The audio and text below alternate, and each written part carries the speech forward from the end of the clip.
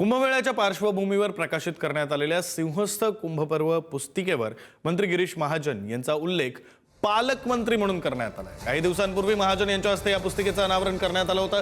पुस्तिकेच्या मागील बाजूस पंतप्रधान, मुख्यमंत्री आणि उपमुख्यमंत्र्यांसह गिरीश महाजन यांचा फोटो असून त्यांच्या फोटोखाली पालकमंत्री व कुंभपर्व मंत्री गिरीश महाजन असा उल्लेख आहे। नाशिकच्या पालकमंत्री पदाचा तिढा कायम असतानाच या उल्लेखामुळे नव्या चर्चांना आता सुरुवात झालेली आहे।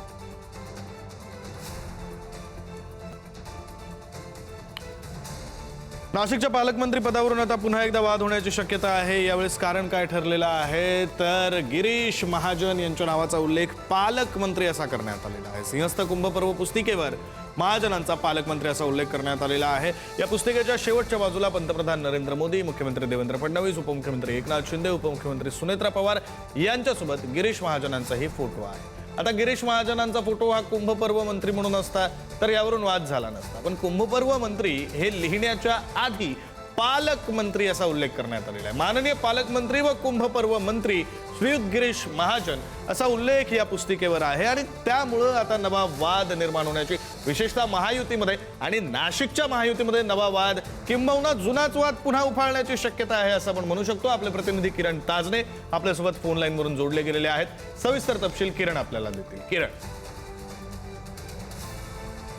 राज्यामध्ये दोन ठिकाणी पालकमंत्री नाहीयेत, एक रायगड आणि एक नाशिक, आणि नाशिकच्या पालकमंत्री पदाचा तिढा सुद्धा अद्यापही सुटलेला नाहीये। आणि अशा सगळ्या परिस्थितीमध्ये काही दिवसांपूर्वी जळगावमध्ये सुद्धा एका पत्रिकेवर गिरीश महाजन यांचा पालकमंत्री म्हणून उल्लेख झालेला होता आणि त्यानंतर सुद्धा जळगावच्या पालकमंत्रीपदी गुलाबराव पाटील असताना त्या ठिकाणी गिरीश महाजन यांचा उल्लेख का अशा म्हणून चर्चा झालेला होता। आणि अशातच आता एक सिंहस्थ कुंभ पर्वाच्या निमित्तानं छापलेली जी पुस्तिका आहे ती समोर आलेली आहे आणि त्यामध्ये कुंभमेळा मंत्री अशा सोबतच पालकमंत्री नाशिक असा म्हणून सुद्धा उल्लेख गिरीश महाजन यांचा करण्यात आलेला होता।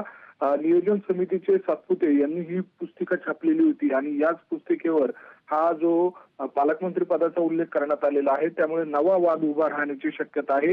गेल्या काही दिवसांपासून नाशिकचं पालकमंत्री पद हे रिक्त असताना त्या पालकमंत्रीपदी अद्यापही कुणाची वर्णी लागलेली नसताना तीन पक्षांचा वाद त्या सगळ्या पालकमंत्री पदाचा असताना आता अशा स्वरूपाची पुस्तिका समोर आल्यामुळे नव्या चर्चांना उधाण आलंय।